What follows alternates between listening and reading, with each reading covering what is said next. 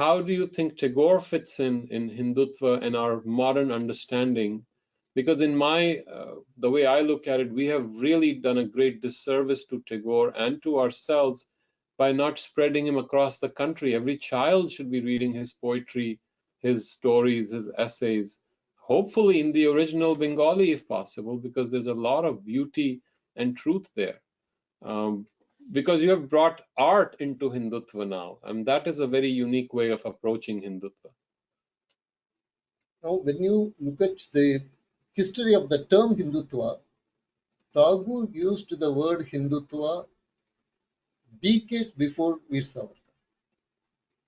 So he used the word Hindutva again in a way this book uses the term Hindutva. He saw it as the civilizational process of India. So in that way, Tagore very clearly understood what Hindutva is in its deepest and the largest meaning. That is number one. Number two, when Tagore wrote Janaganamana, there were other stanzas of Janaganamana where he visualized the person, the entity, the divine entity who is in charge of the destiny of India as the divine charioteer, whose sound of the conch shell would remove the fears of the people. And then he talks about the same Bharadabhagya Vidata as the Snegamayi Mata, as the Mata whose unblinking eyes are always taking care of us. Now, these unblinking eyes of the goddess is a theme that you see again and again throughout India in all bhakti literature. They come up so spontaneously. For example, the goddess who is very near to our place, my own place, Madurai, Meenakshi. The name Meenakshi itself means the eyes of a fish, eyes like shaped like fish. Also, the unblinking eyes of the fish, because she is always taking care of us. So, how does this happen?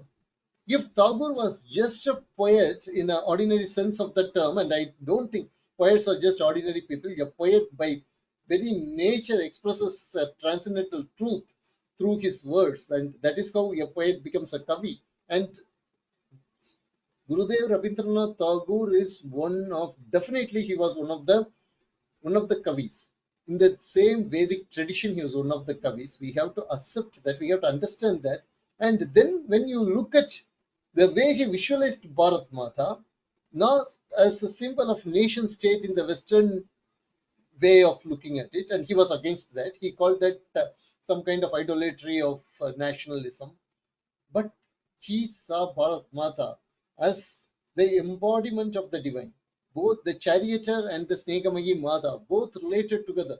Again, you will be surprised to know, as early as 5th century CE, in Tamil Nadu, a woman sang of Shiva. Her name was Karaikal Ammayar, and she visualized Shiva as part Shakti and part Vishnu. You see the same imagery again spontaneously appearing in this Janaganamana song.